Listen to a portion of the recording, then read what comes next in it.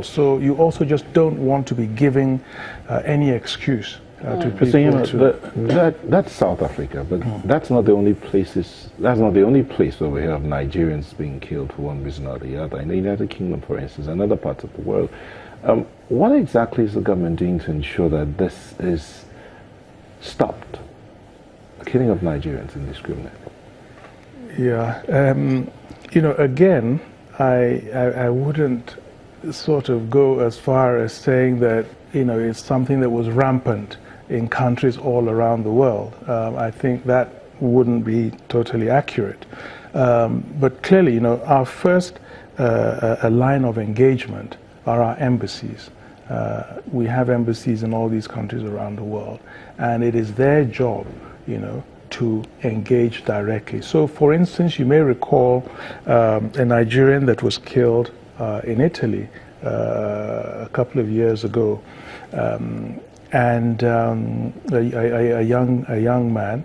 Our embassy in Italy engaged very directly. I spoke with the Minister of Foreign Affairs and others, and they apprehended those responsible and paid compensation, you know, to the family of the murdered Nigerians.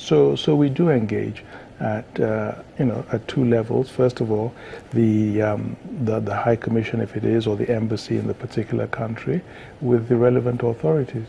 Okay, sorry to interrupt you, but I would like to come down to Democracy Day. Yesterday was Democracy Day, and Nigeria is celebrating 19 years of our democratic experience. And of course, the Buhari administration, which you're a minister under, is celebrating 3 years of its own administration. How would you say that democracy has leveraged us on the foreign affairs scene? Would you say that we're really getting the respect that we deserve? Are we also playing the role that we ought to play, the role that the world is looking to us to play as a player, or as a giant, as it were, in West Africa? Yes, big brother, if you like, on the African continent. Yeah, that's a very good question, because I think, you know, you're really hitting on something very important, and we see the difference. The way Nigeria is perceived internationally, first and foremost, primarily, to a large extent, I think, because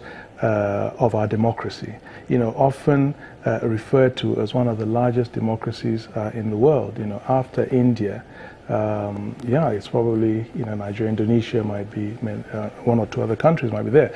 So that already, you know, confers a certain prestige on the country that you can see resonates well internationally. And we saw that, you know, when Mr. President won the elections and became the president, how all the leaders of all the major countries were so keen and so eager to engage with him and to invite him, you know, immediately, which hadn't happened for some years prior. He was invited to the G7 a meeting that was taking place in Germany. It was Angela Merkel, the Chancellor of Germany, that made that invitation. David Cameron, you know, was there. François Hollande, who was the president of France at the time, and Obama. So it was, you know, you could see how keen they all were to engage with him and to engage with Nigeria.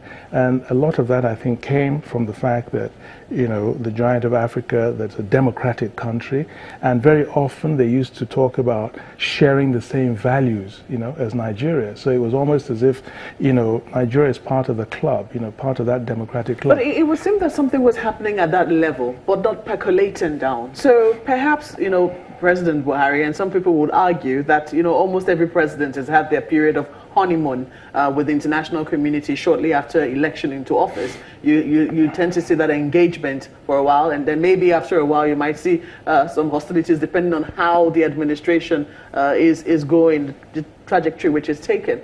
But what Nigerians have noticed over the years is that it doesn't seem to percolate. It would seem that all of that experience ends at the diplomatic level. When it comes to the experience of a lot of Nigerians, for instance, say at the embassies of the different countries that have embassies here in Nigeria, or even at the representative offices. I think only recently, Premium Times did a special on their treatment of Nigerians at VFS offices, for instance, and the fact that they feel like, you know, they're being treated like they're being done a favor when they're only going there to go and seek visas, for instance. Some people will argue that our experience has been less than premium with a lot of these countries. You know, I think the Nigerian project is a work in progress. You know, very often you're right. There could be a disconnect between the leadership of the country sometimes and, you know, the rest of the country, and I would attribute this to economics very often. You know, you'll recall the years when we were doing extremely well economically in this country. In those days, one just didn't even need, it was so easy to get visas. You went to European countries, the Naira was accepted in a lot of countries. You went to the UK, for instance, in exclusive shops and things, even had Nigerian languages, you know, and Nigerians were being welcomed with open arms. And in fact, a few days ago, you probably have seen in the social media the speech by the president of Ghana, you know, where he was actually recalling those years when, you know, other African countries or nationals were detained, you know, at airports and things, and life was really made difficult for them. But Nigerians would come and walk, you know, straight through. And it's always a question, it's a function of the economy, because countries want people to come to visit their countries, you know, when they're wealthy, to spend money. And you've seen that when the Japanese boom and so forth. But when countries are struggling economically, you know, people are not so, you know, other countries are not so keen to welcome them in, because what? They're going to, probably a lot of them might be overstaying, you know, irregular migrants, illegal migrants, and, you know, coming to benefit from the social security in those countries. And so a lot of countries, so the perception will be totally different, that these people are scroungers, you know, and but you want people, most countries, who are just going to come and invest in our country and yeah, but even value. The basics, I mean, that might, how other countries treat us, we might have, some people argue that there's very little you can do when you're in their country, but when they are in our country, don't we have any influence? Doesn't our government have any say in terms of how Nigerian citizens, the basic minimum that, you know, we expect our Nigerian citizens respect, in terms of respect, to be accorded when they go to these places? Embassies. And embassies. Well, yeah, you know, it's something that, you know, we've spoken to, you know, we speak to, like for instance, I've engaged with some of the countries here, embassies here in Nigeria, things like delays in visa issuance and, you know, those kinds of things you're talking about, the way Nigerians even the exchange rate sometimes.